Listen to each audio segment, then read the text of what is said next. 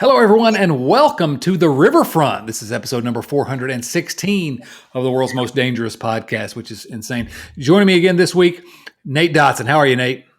Chad Wick, esteemed listeners and viewers. Excited to be here. Thanks for having me on, and I'm ready to talk some Reds. There's some stuff. Thank you.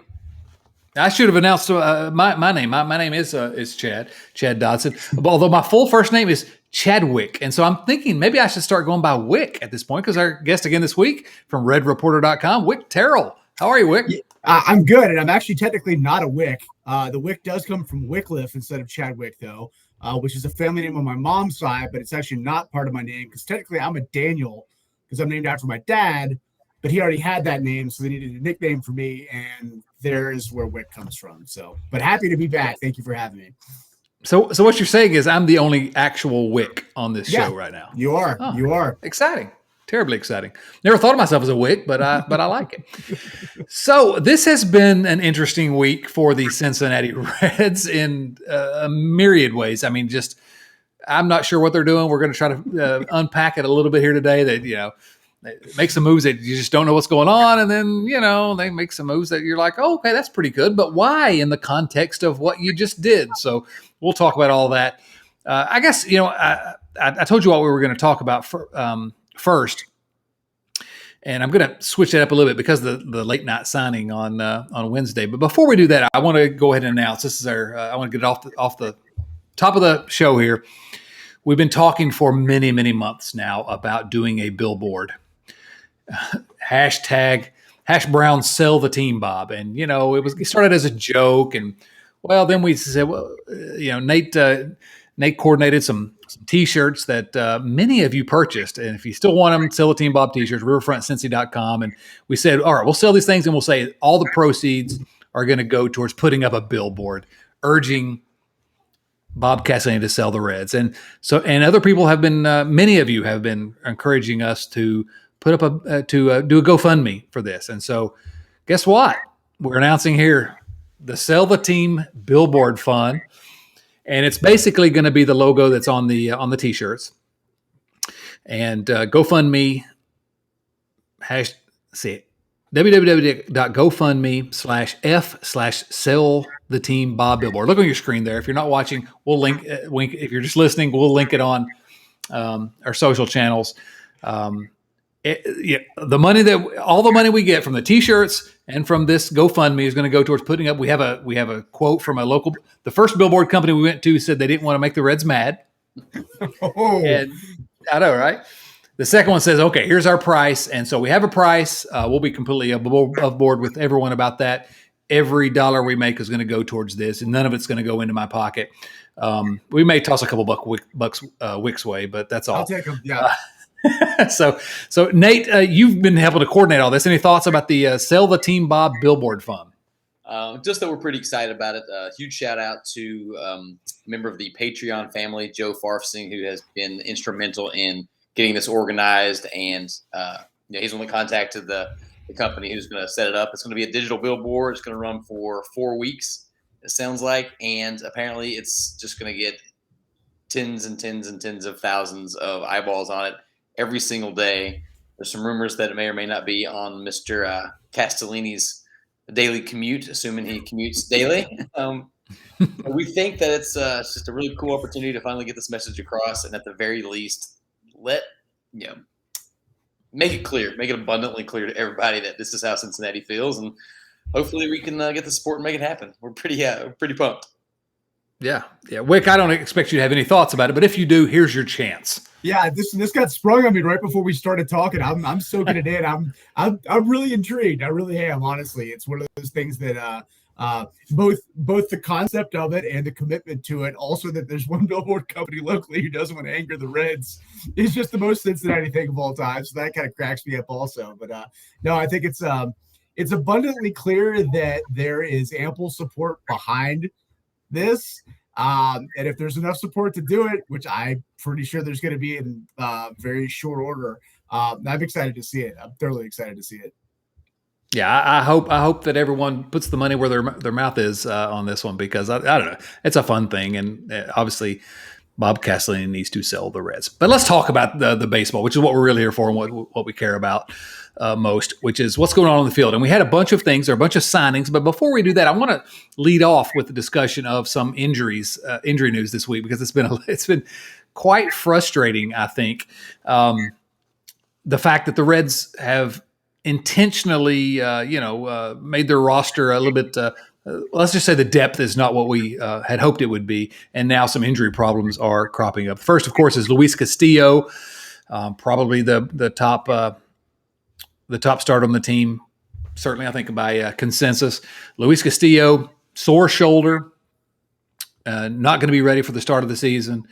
Same with Mike Minor, the recently acquired. We'll talk more about him in a moment, but the recently acquired Wade Miley clone, sore shoulder. Not going to be ready for opening day. And then, of course, the one I know that Wick, that you're most irritated about, which is Justin Dunn. I know you're a big Justin Dunn fan. Justin Dunn was hurt last year, and he's going to be hurt again this year. What's that all about? Yeah, I actually got a chance to hop on with I run redreporter.com, which is under the SB Nation network, our sister site, Lookout Landing, which does tremendous work. They literally have 17 articles a day coming out that are all incredible. Got a chance to hop on their podcast and kind of do like a rapid reaction after that trade went down. And for as much as Brandon Williams, it was clearly the centerpiece of why the Reds went out and made that trade. Two of the folks on that podcast were very, very high on Dunn still. And obviously he comes with a pedigree of being a very high draft pick and whatnot, and it's kind of had mixed results, but they kind of talked me into being more excited about him than I had been up until that point. As one does. I'm sure I was doing the same thing with Winker and Suarez and all the cash that was going their way too. It sounded like great cash to them. But it was one of those things where I walked away. I was like, okay, so maybe Justin Dunn. Let's see how he fits into this, because there's obviously going to be opportunity for him. And now there's not an opportunity for him because he's not going to be around to pitch for months, I guess is what they said. So, it's another one of those instances where the Reds made a trade where you're not going to see the return anywhere close to immediately. And I think that's going to be a big, big bummer given what they gave up to get the return they got back. Because as good as Williams looks also, I don't think he's on the opening day roster. So you're going to have to wait to see all the arms of that trade for an extended period of time. And add to the fact that it's a guy who was hurt with the said injury last year. And you're like, all right, what are we doing here? Yeah, no, again, I'm perfectly willing to believe that Justin Dunn is a real talent, and if healthy, can contribute here. But we have to understand the Reds. Maybe part of the reason that he was involved in this trade, or the Reds were able to acquire him, is that he didn't pitch after June 17 last year, and now it is going to be a few months with a shoulder injury this year. So, meanwhile, Jesse Winker is very likely going to be hitting baseballs very hard in Seattle in the meantime. What are you going to say? Luis Castillo, hopefully back soon. The other one, Nate, I'll ask you about this one. The other one I had, that really kind of, I don't know what the word is, but upset me is not the right word. But when I saw it coming, I thought, oh, here we go again. And it's Jose Barrera, Red shortstop Jose Barrera, and I was just hopeful he was going to surprise everyone and take shortstop over some other guy. And now Barrera going to miss at least 6 weeks. Had surgery, I think, a hamate injury in his left wrist. And so he's going to be gone for a while. What do you think about Jose Barrera? What does it mean for the Reds going forward? Yeah, this one kind of took the wind out of my sails a little bit. There hasn't been a lot of reason for optimism. Things I've been excited about seeing this season since all these this flurry of trades. But Jose Barrera was one of them, and I think we all kind of had the suspicion that the Reds front office and coaching staff was looking for any opportunity they could to make Kyle Farmer the everyday shortstop. And this is not, I'm not trying to hate on Kyle Farmer at all, but it's Kyle Farmer season for sure. I think we all thought Barrera had a chance to take that position, take that spot and run with it. And instead we're just going to keep waiting. And I guess let's really, really hope that when he is healthy and back, that he is able to get plugged in there and gets that opportunity that we were hoping for. And another thing that worries me a bit is that a lot of people that have the same injury, it takes them a year or more to really get their power back. So, a young guy who's still developing, you just hope that there isn't any, bigger issues or consequences as a result. Yeah, no question. I don't know. I was always holding out hope that Barrera would have a spot in the open day lineup. I don't know. It sounds, Nate, a little bit like you're criticizing my shortstop, though. Kyle Farmer is my shortstop. He always has been. Kyle Farmer is. Really, let's be honest. If we're going to be honest here, and we always are on this show, he's really Barry Larkin light. I mean, if we're being serious, so I'm okay. I'm okay with this. I was never all in on Jose Barrera. And Wick, I know you're similar. You're big Kyle Farmer fan. Kyle Farmer's fine if he is fine. If he's your 8th or 9th best starter, he's fine. It's just that when he's going to bat third.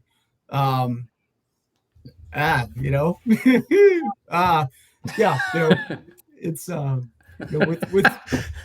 with Barrera, I sent a tweet out about it, which I kind of was like, I'll hit it around on that one.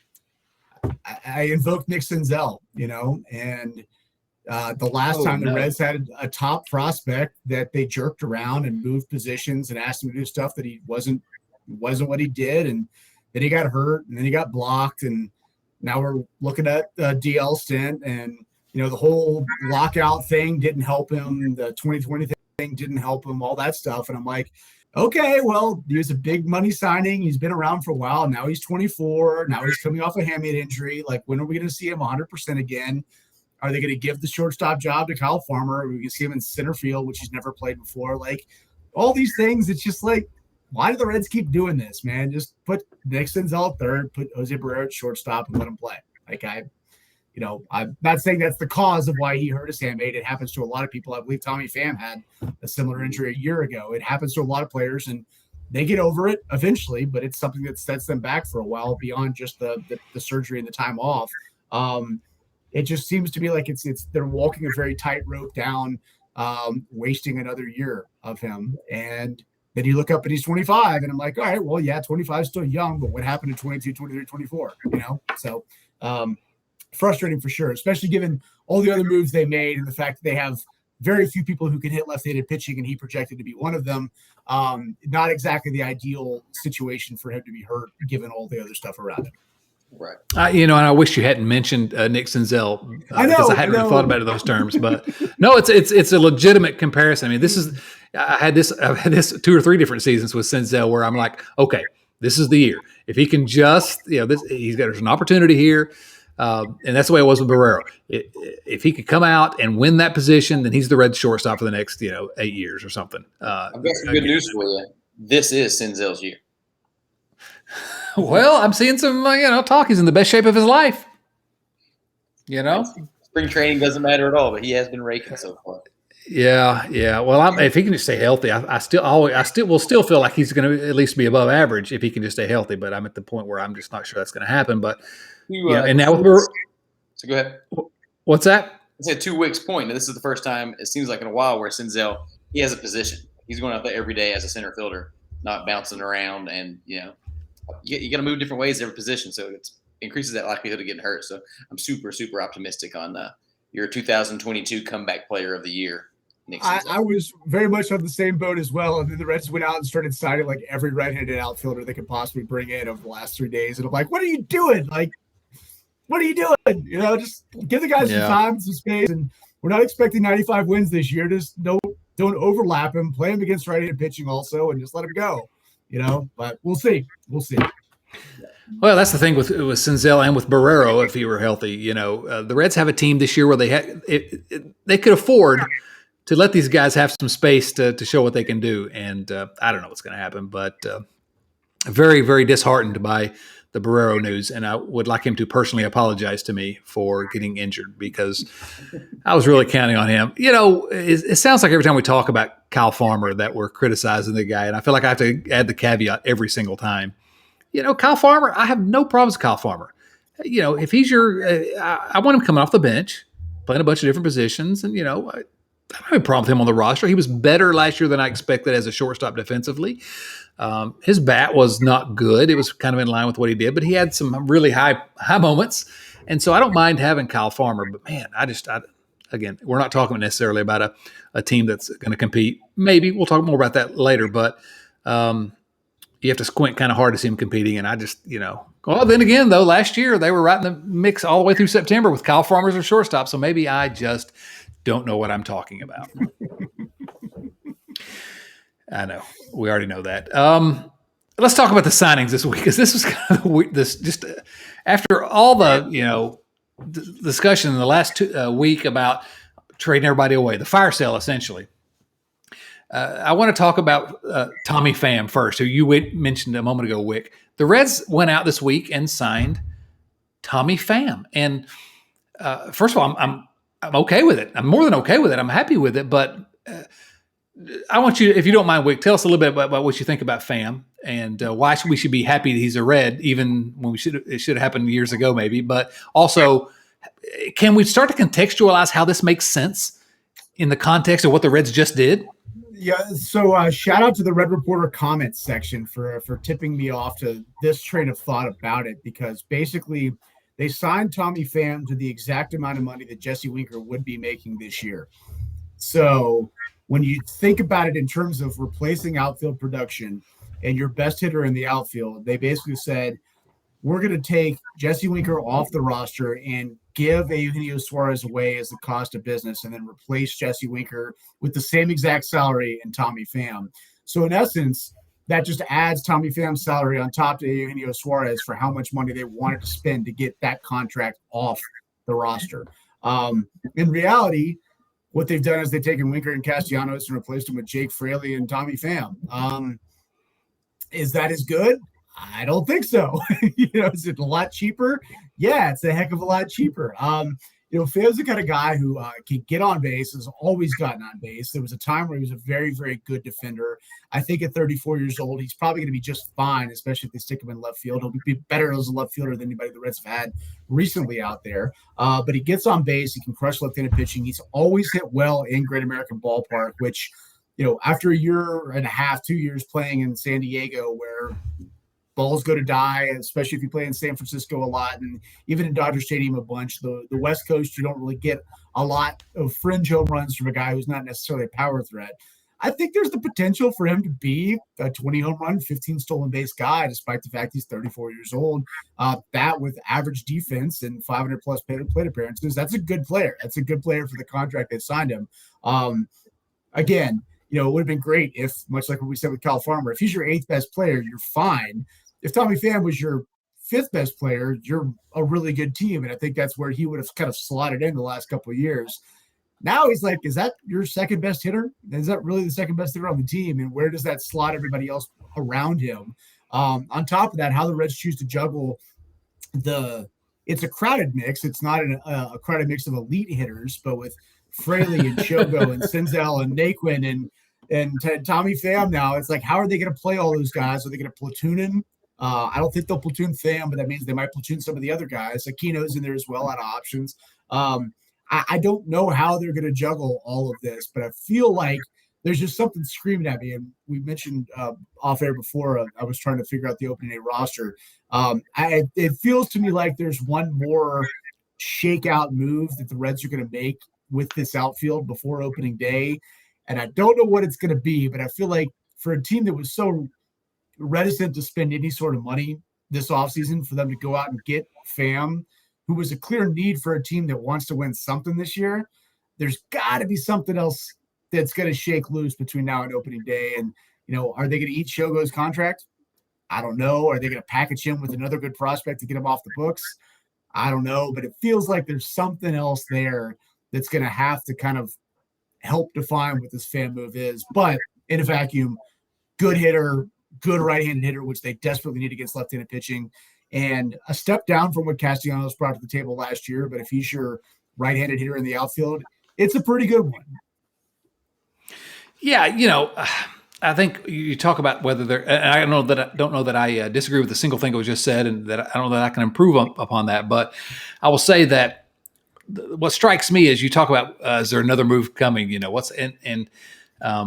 To me, I think that may give the Reds more credit than I'm willing to give them, that there's some kind of an actual strategy that they're, the whole point about the fact that Jesse Winker was going to make roughly the same thing in arbitration as, and they knew this, as Tommy Pham. And I like Tommy Pham. I mean, he's, again, 34. It's not, he's not going to be as good as he once was, but I'm happy to have Tommy Pham on the Reds, especially given the way this has all happened. It's, it smacks of a team that, and a front office that, and maybe I'm wrong, and I hope I'm wrong, but of just, let's make decisions for today. And then tomorrow we'll see where we are, and whatever comes, comes through the door. Okay, we'll see. I don't sense any strategy, any plan here. It's just I don't know what the right term is, but I don't see a strategy. Nate, any thoughts about that? I was going to touch on what you just brought up. Like you guys have said, it's a good signing. Our baseball club is better today than it was the day before. And, it's probably the biggest signing we've had since Castellanos in 2020. You get a guy who's going to, if we get 150 games, then he's starting to make up for some notorious for spending his time on the injury list. But I'm just confused by it. Like, where do they think this team is that they go out and sign this guy for 1 year? Now, rose-colored glasses. Let's hope he has a great season. Somehow the Reds use one of those 2 extra playoff spots and find a way to contend. I don't think it's impossible. I don't think it's likely. But it's just another one of those really, really confusing moves in an offseason of extremely confusing moves. Like, to me, it reeks of like Bob Castellini told Nick Krall, you have to slash $50 million from the payroll. And if you do, I'll give you some money to spend. Yeah. And it's like the only way to get from 50 to 25 is to subtract 50 and then add 25 back, and not just subtract 25. And it's like they did it, and he was like, hey, you did it. Here's $20 million to spend. And the hell kind of strategy is that? But that's what it feels like, right? I mean, and even some of the quotes that he's come out with have basically said that. And I don't know if he meant for them to sound like that, but that's exactly what it sounded like, that, the only way to get from 130 to 100 is to go to 80 and then add 20 back. And I don't understand that. I mean, we've tried for a while to speculate, like, did they literally have a cash flow problem and like couldn't pay guys for a month and had to get them off the roster? And now that the season's back, the lockout's over, they think they can have revenue for April and they can sign guys again. I don't know, but there's something very odd about just being content with, we're going to spend a little here and we got to get rid of these guys. And yeah, we're not really going to win, but we're not really going to lose. Like, it's just not a strategy. It's, yeah. Strategy changes day to day, depending on the whims of whoever is controlling the purse strings. I mean, that's what it looks like. Do we have inside knowledge about that? No, but that's clearly what it looks like. Because there's no way, I think, that you can look at all of the Reds' moves since the season ended, going back to, letting Wade Miley walk. There's no way you can look at this series of moves and say there is some cognizable strategy here to improve the team long term. And if there is one, I want to hear what it is, because I don't know it. And it just it concerns me for the future of the organization. But I've just decided, I'm just going to laugh and enjoy the baseball we get. The Reds are not going to be the worst team in the league this year, I don't think. And so I'm just going to smile and try to enjoy it. But I'm a little concerned about one thing, which is that Wick suggested that Nick Krall may have said something and it didn't really communicate it well. And Nate, I know you disagree with that. Nick Krall's good at talking, right? Yeah, I don't think that's fair of you to say. Yeah, I disagree. All I know is that if the strategy is going to change, depending on which way the wind is blowing, I hope it keeps blowing the way it was yesterday when they signed Tommy Pham, because more of those moves will make me a happy boy. Yeah, I mean, I would like to have had Pham a few years ago. I think Wick said that before we went on the air. Certainly, he's a guy that could have helped the Reds. I mean, he does some things that the Reds have needed for a little while. But I like when they make moves that make the team better. Well, they made another move yesterday. The same day. They made another move that made the team better. Hunter Strickland. How much better does it make the team? I mean, we had a really terrible bullpen, and he's not a terrible reliever. That's a low bar to cross, but yes.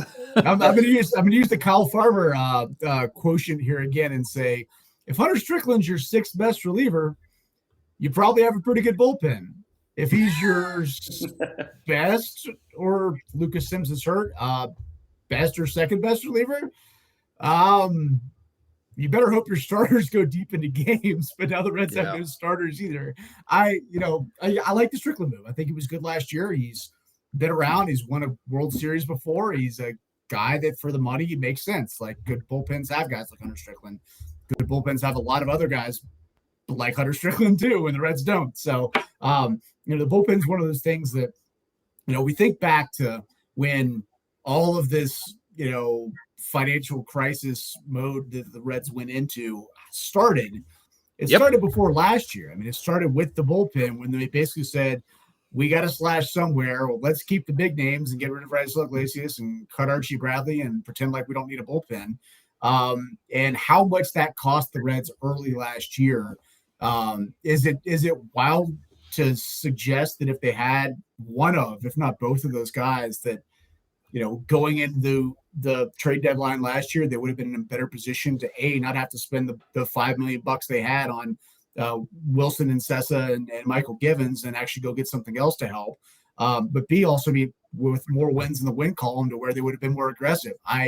This all started with the bullpen, and it's easy to overlook the bullpen when you've got a great lineup, which the Reds had, and great starting pitching, which the Reds had. But they've cut back on both of those areas and still not addressed the bullpen. And, that's even if some of the moves that they've made pan out, even if Jake Fraley ends up hitting right-handed pitching well and benefits from being Great American Ballpark, even if Nick Enzel stays healthy and Tommy Pham is turning back the clock a couple of years, are we going to look up and say, God, this bullpen just keeps giving games away again, because it's the one area that they just pretend like nobody notices that they haven't spent money there. And so with Strickland, back to the point of my ramble here, I like the signing. I think he's got a chance to be good this year, but it's like, how much are they going to put on some just random guys back there and hope it works, Yeah, no criticisms of the Strickland signing. But, you think about last year, if the Reds have Iglesias and Bradley, well, then, Lucas Sims and, TJ Antone are your, third, fourth, fifth best relievers. And all of a sudden, it's a completely different team, because how many games did the bullpen lose? So, how many times can this team take 6 steps backwards and then we get happy about taking 2 steps forward?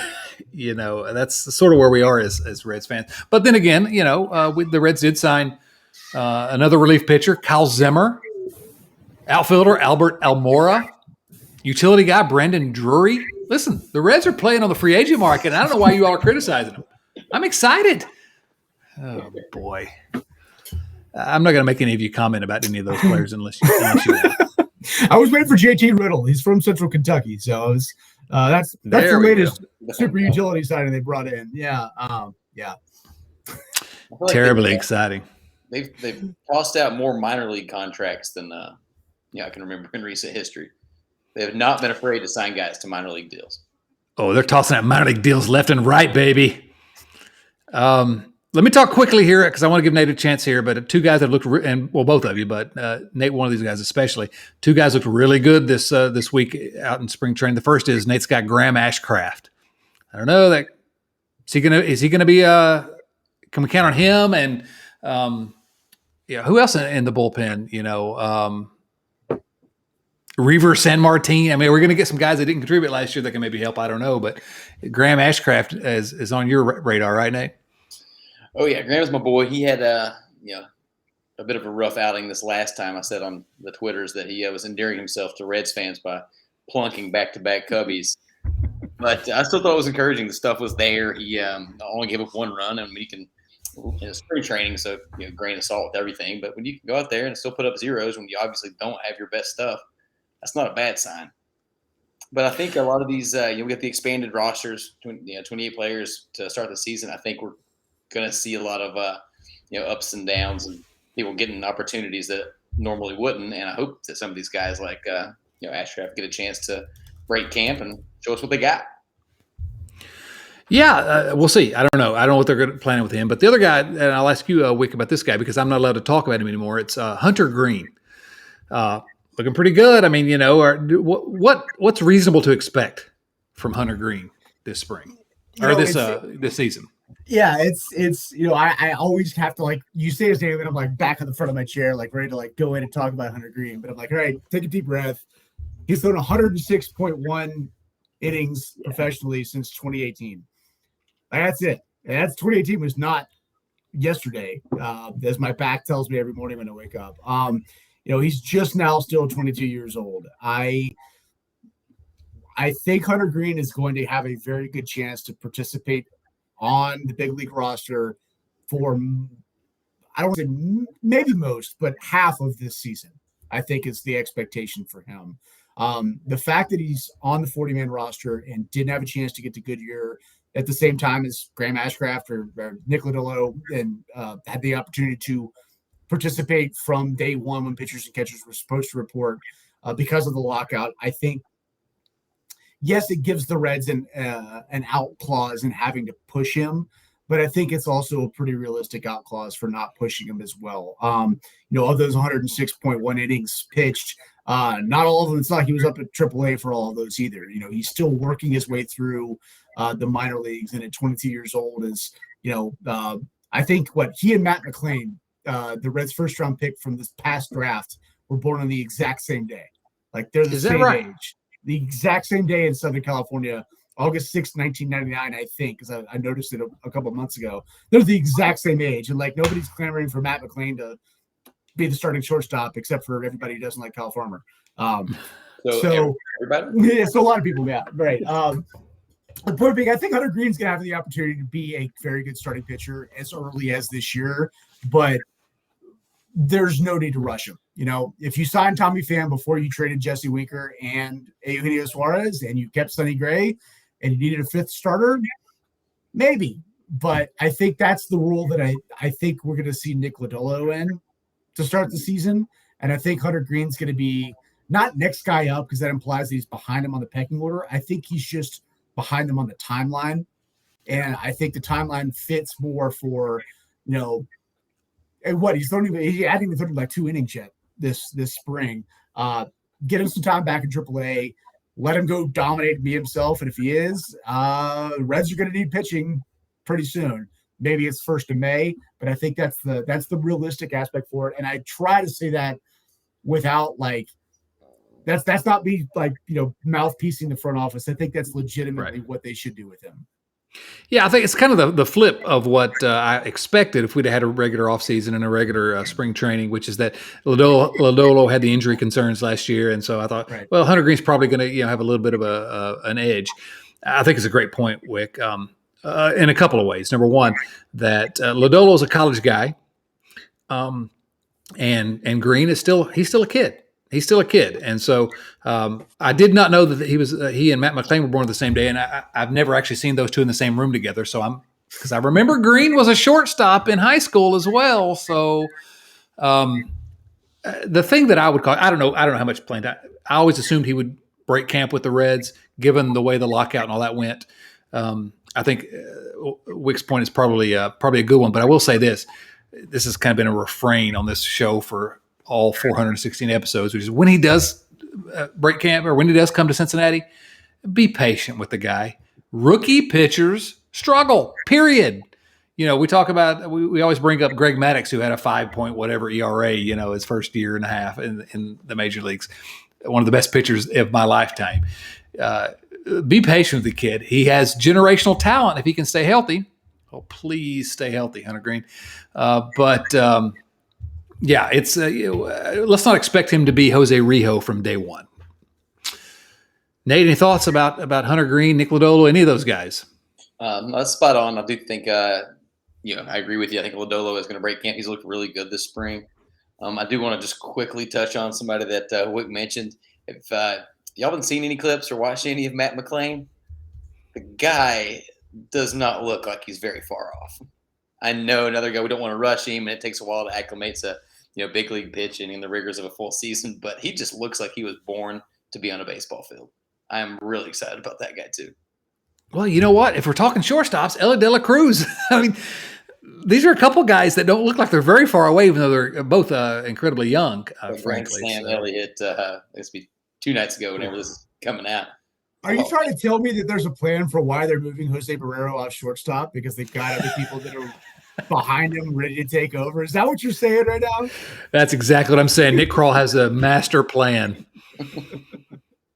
But it's true that there are some shortstops that are looking awfully good behind Kyle Farmer. I will say McClain's really impressed me, no doubt about it. I mean, he was a first-round pick out of high school, too. It's the second time that somebody took him in the first round.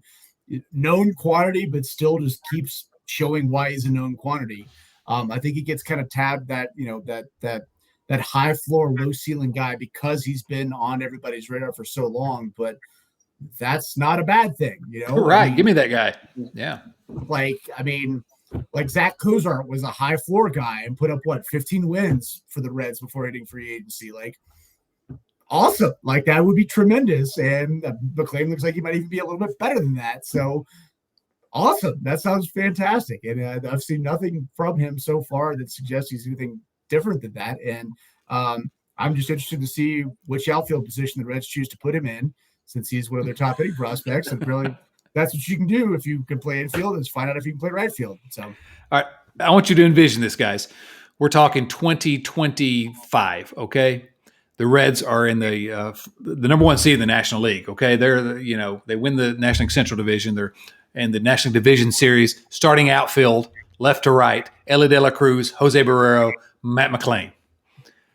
That's a good looking outfield. Kyle Farmer at shortstop. Kyle Farmer at shortstop. This beard will be gray, and Kyle Farmer will be at shortstop. Yes. Player manager Kyle Farmer. Right, there we go. He's an all-time legend. He'll be inducted into the Ron Oster wing of the Reds Hall of Fame one of these days. Before we get to some viewer mail questions, I want to mention a piece that Wick has at redreporter.com. And again, go to redreporter.com every day. Fantastic stuff there as always. But Wick tried to do an opening day roster projection. And as he was mentioning. This was untried. Right. Yeah, exactly. Right. And I guess you can say whatever you want to say about your roster projection. But the question that I would like you to touch on is, what are the areas here where there's actual controversy, where we aren't quite sure who's going to be there? Let's see. Backup catcher. You predicted Aramis Garcia, who is a real player. He is a real player. He has hit real home runs in spring this year. I think just because of name brand stuff, Andrew Knapp had been somebody that I kind of just assumed was going to be the backup. That's who I thought. I've said it on the show here before. Yeah. I think that's more than anything is my National League bias, for one, because I'm watching NL games way more than I've always watched AL games. And even though Garcia came up with the Giants, it was with Oakland post COVID, where he really got more playing time recently. But he's looked good in camp. And I kind of forgot how off a cliff Knapp had fallen. So that's splitting hairs. That's going to be the non-Tyler Stevenson version. Also, the non-Kyle Farmer is potentially backup catcher version of the roster as we make this entire podcast about Kyle Farmer. Sorry about that. But it's also the entire pitching staff. We talked about the outfield options a little bit earlier when we were talking about Tommy Pham, and there are a lot of them, all of whom are all kind of like the same tier guys. So you're kind of splitting hairs with that.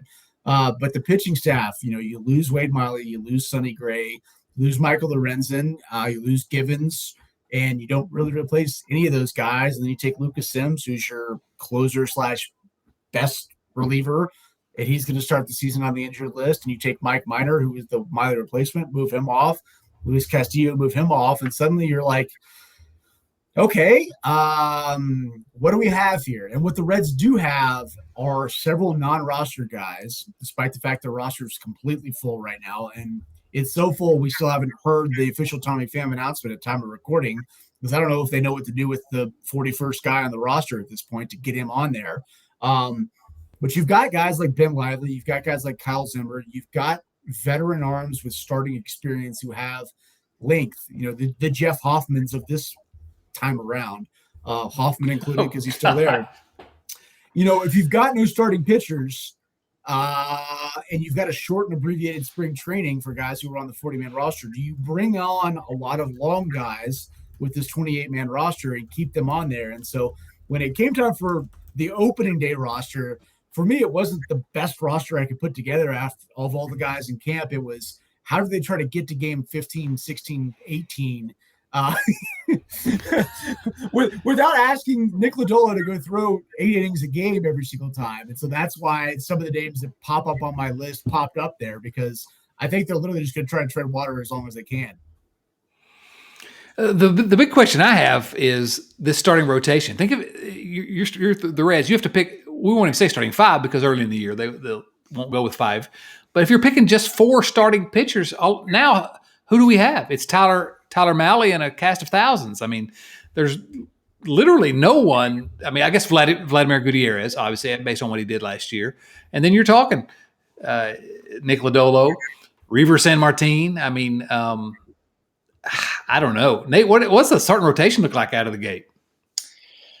I mean, I guess that's the $1 million question right now. I think that obviously they've announced that Tyler Mahle is going to be our opening day starter. I think they'll probably follow him up with Sonny Gray, and then Wade Miley will be the number three guy in the rotation. And then maybe Castillo will be back by then, so that'll work. Yeah.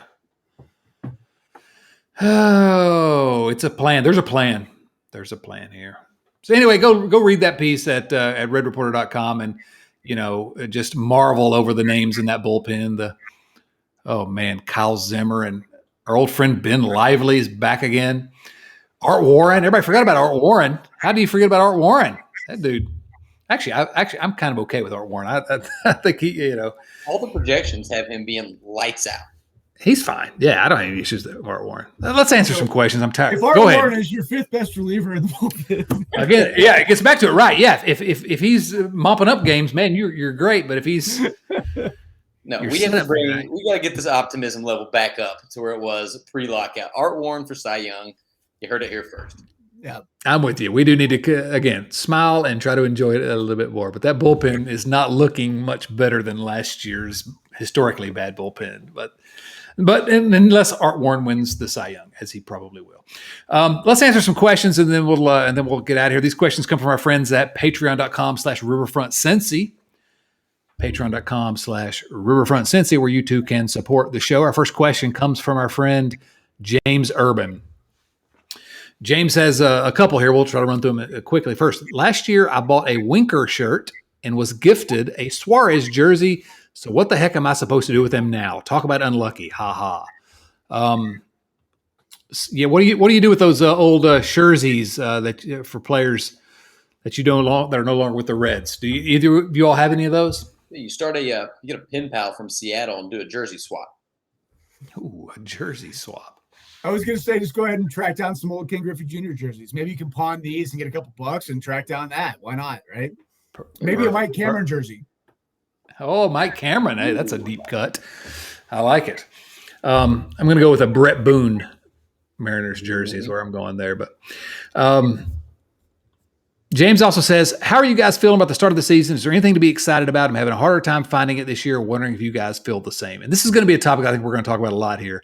You know what? It's baseball, and it's not life and death. And the Reds do have some guys that I really like to pull for. And Joey Votto still plays for this team. And are they going to win a World Series? Probably not. Okay, I'm breaking some news there. But, whatever. Are we going to get upset about a baseball team? I've gotten to the point in my life where I'm just like, I'm just not going to get upset. I'm going to try to enjoy the good moments. Either of you all have anything to add to that? Yeah, there's definitely things to get excited about. We have another year of Joey Votto. We've got Jonathan India, who is a stallion and has such a gorgeous flowing mane of hair that we get to watch all year long. We get to root for a healthy Nick Senzel to have a comeback year. We got all the young guys in the rotation. Like it's spring training. This is when you're supposed to start getting all romantic and getting in your feels about the baseball season. So get excited that we have baseball, that it's back, that we get to watch Joey Votto for another year. There's always something to be excited about. And you get to listen to us jibber jabber once a week. What's more exciting than that? Don't answer that question, please. I will say Jonathan India is already rubbing off on the rest of the roster. We've seen Max Strock show up in camp with just a tremendous flow. Jake Fraley, they traded for more flow. So it's a very flow-tastic Reds roster right now, which you should pay attention to. Tyler Stevenson. You want to look forward to something to watch this year. Tyler Stevenson. Yes. He's not going to be the everyday DH because he's going to be catching a lot, but he's going to get a chance to get a lot more at-bats than I think he otherwise would have with that rule. And I am, for all the things that you could be excited about with the Reds, which there are a lot, which is part of the reason why we're so annoyed they tore it down. There's still some there, and Tyler Stevenson, I think, is going to mash this year. Mash is the best word I can come up with for it right now, but Tyler Stevenson's going to mash this year, and I think that's when you got that from your catcher, that's a tremendous thing to have. So look forward to Tyler Stevenson. How about that? Love it. Yeah, no, absolutely. I mean, again, it comes back to I got to caution myself. Don't get too frustrated because it is what it is. But yeah, I mean, the young core that this team could have going forward, and still could if they decided they wanted to build around them. But Tyler Stevenson and Jonathan India, and then Green and Lodolo, and I mean, there's a real group here that, and then Barrera coming next, and Kyle Farmer. Kyle Farmer.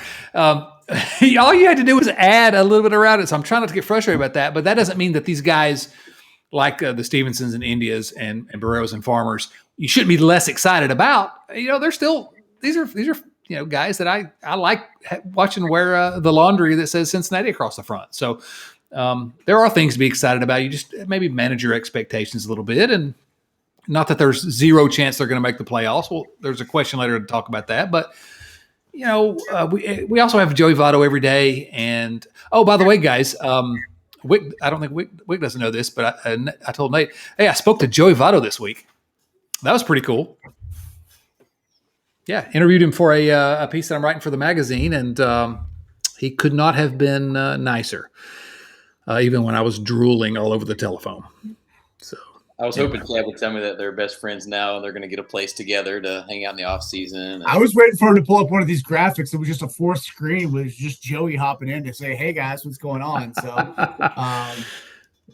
I did not ask him to join us. It's also not surprising that he ended up being like the coolest guy to talk to in the planet, because that's exactly what he comes across as. So I'm glad to hear that's how that went. And just do yourself a favor, go follow him on Instagram. He's only got 2 posts, but they're already just gold. Yes, if he leans into that, he's going to be a must follow. Go to Instagram. Yeah, the one he had today about what he was planning to do, how I got on social media, and then he ended up by talking about how he was going to be posting all of his breakfast, lunch, and dinner. I don't know if y'all saw that one, but and then the way he had ended was perfect. So yeah, go follow Joey Votto. All right, Kyle Kapler says, I am done with this front office. They will be frailly competitive this year, and it is so petty for them to be like this. Although I am a pham of this latest signing. Just hope it's more than a minor impact. Did I do a good job explaining my feelings, he asks? Yes, very good. And also, any chance they move India back to third? I think 0% chance of that is the answer to that question. But very clever. Does anybody think there's any chance? I don't see any way they're going to move. Why would they move India back? I know they need a third baseman, but no, I think they'll just ask Jonathan India where he wants to be and let him go there. There we go. Maybe they'll move him to center field and then move Nick Senzel back to second base. Because if you come up as a good infield prospect with the Reds, you got to spend time in the outfield. Them's the rules. I saw someone, maybe it was you, Wick, suggesting moving Senzel back to third base. Why not? He's played there before. They need a third baseman. It's what he was. They need a third baseman. Like I kind of thought that was pretty obvious. And now they've got out and signed 5 other outfielders. When I mentioned earlier on the podcast and about there's got to be some other shoe to drop.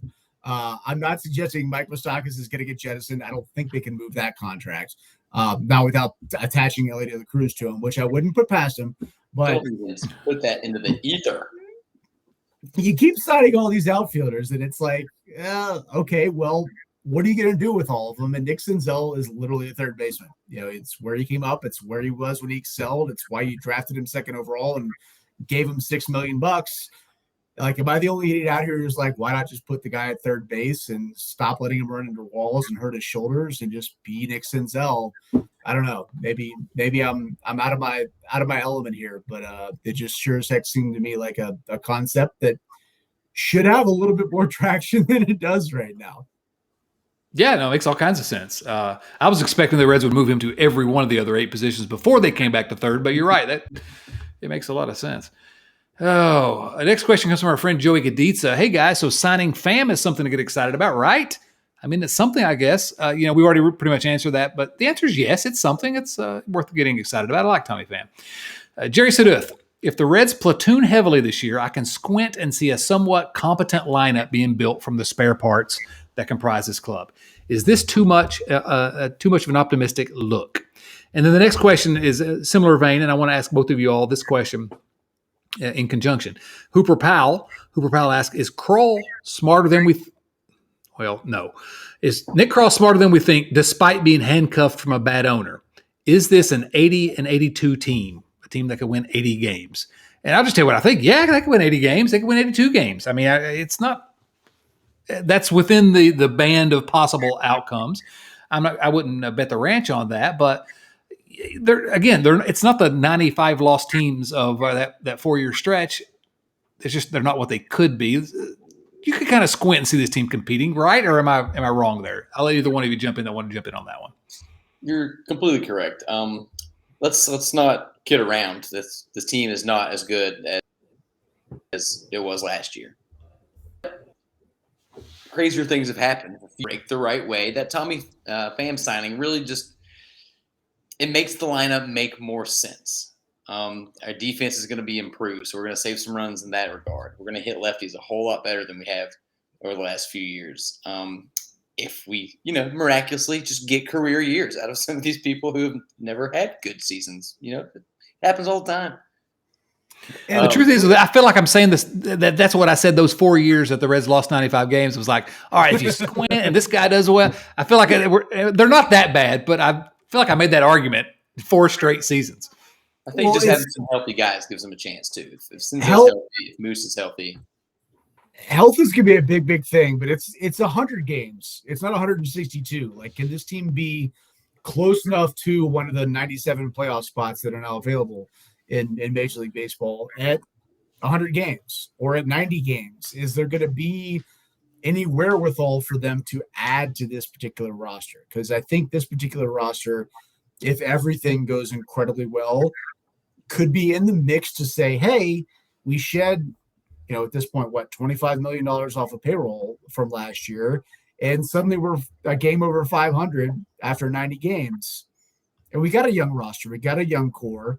Maybe we thought about picking up Tommy Pham preseason so we could trade him at the deadline. But now maybe there's the idea that we go get one more piece. And if you get one more piece, where does that push you towards?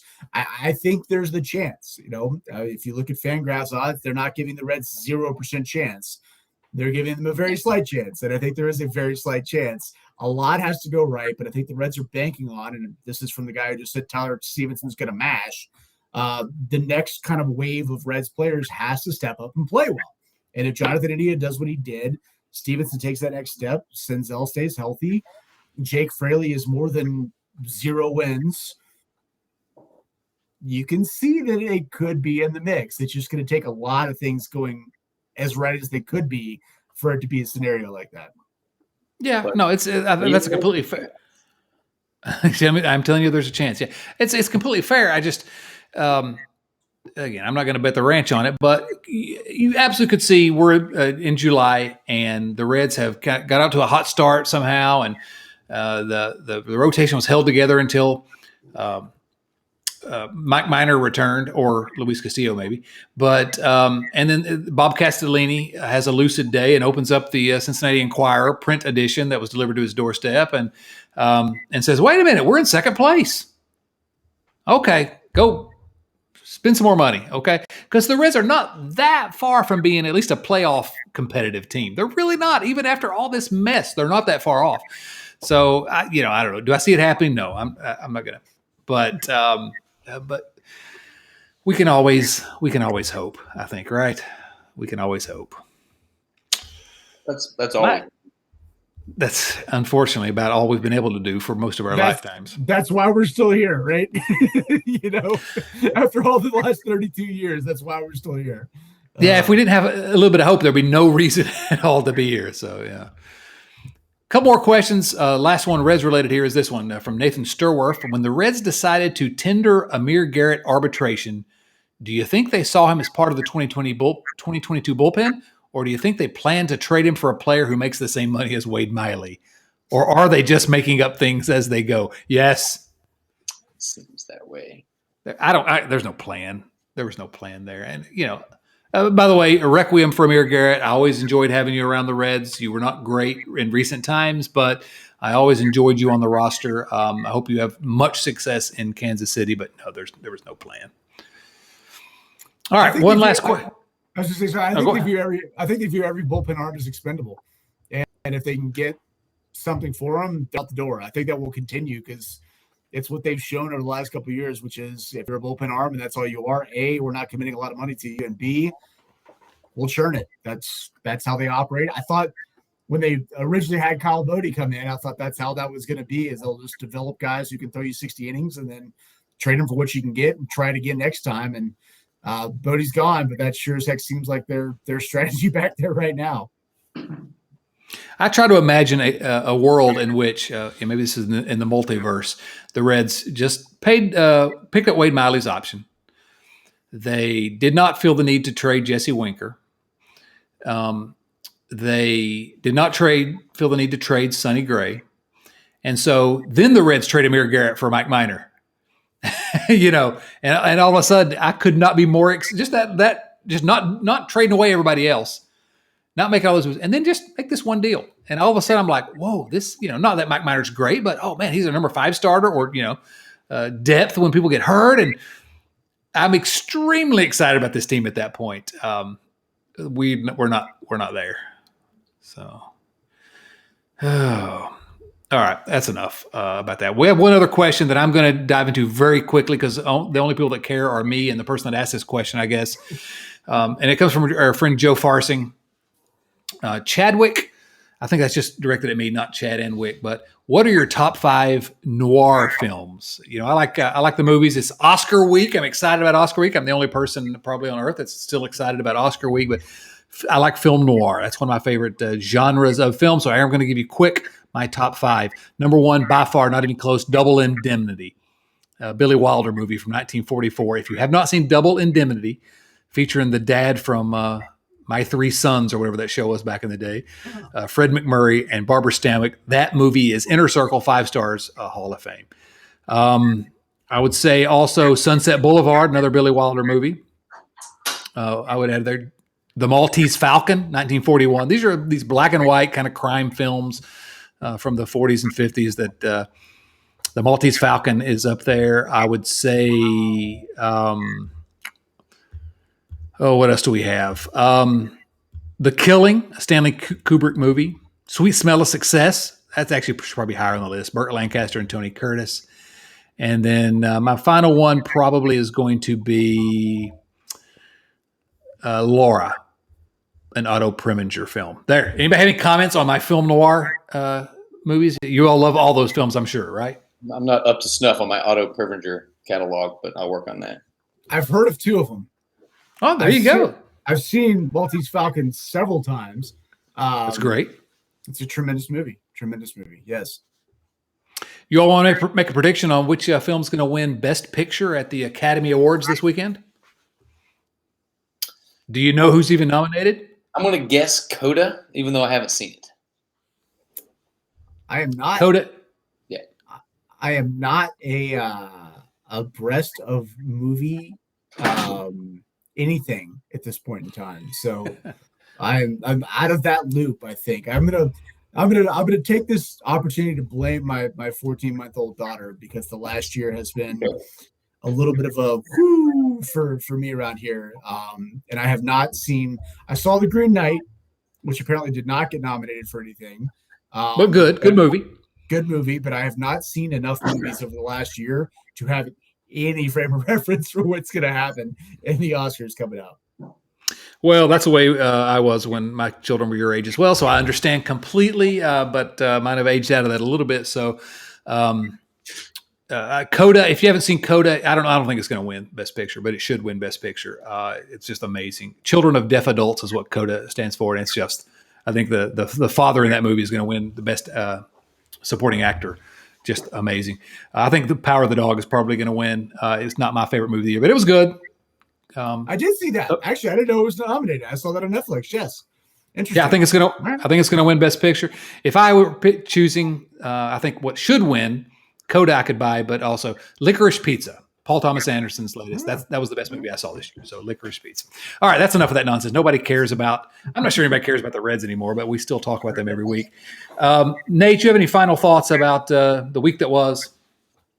Not so much the week. Just reiterating that we're bringing the energy back. We're about 2 weeks out from opening day. We've got Joey Votto hitting 40 home runs. Jonathan India for MVP. Enzel comeback player of the year. Tyler Stevenson get a Silver Slugger. Lodolo Rookie of the Year, and Luis Castillo for Cy Young. It's all happening. Reds maybe just go undefeated and win the whole thing, wire to wire. Sign me up. Yeah, that's right. Wick, any final thoughts before we get out of here? If you are interested in persuading the owner of the Cincinnati Reds to perhaps take his financial woes when it comes to making money off the Cincinnati Reds and cash in for a cool $1.4 billion, there's a way to persuade him, apparently. And it's the GoFundMe that Chad's going to throw on this screen here in a minute. There it is right there. Check that out. It took me all of an hour and 1 minute to be converted to this cause. And so check it out. If you got a few spare bucks, throw it up there. And if you happen to live in the Cincinnati area, also drive around and see it. Take pictures of it. There's a hashtag up there, which means you can share it every time you drive past it. Maybe do that and just see what happens. I don't know. If nothing else, we're going to have some fun with it in the coming weeks. All right, guys, this was fun. I'm with we got this funny sell the Bob team Bob thing we're doing, but there's some fun things about this team. I really want to try to focus on that going forward rather than the misery that Castellini's caused us. But sell the Bob team, sell the Bob team. Oh my goodness! All right, thank you all for listening to us. You can. Follow us at youtube.com/RiverfrontCincy. Give us a like, smash that subscribe button. We're at Riverfront Cincy on Riverfront Cincy's for me to say on Twitter, Instagram, Facebook, everywhere you go, and then patreon.com/RiverfrontCincy. If you want to hang out with the cool guys in the inner circle. Gang, this was fun. I really enjoyed it for Nate Dotson and Wick Terrell and for Kyle Farmer, the GOAT. This is Chad Dotson saying, so long, everyone.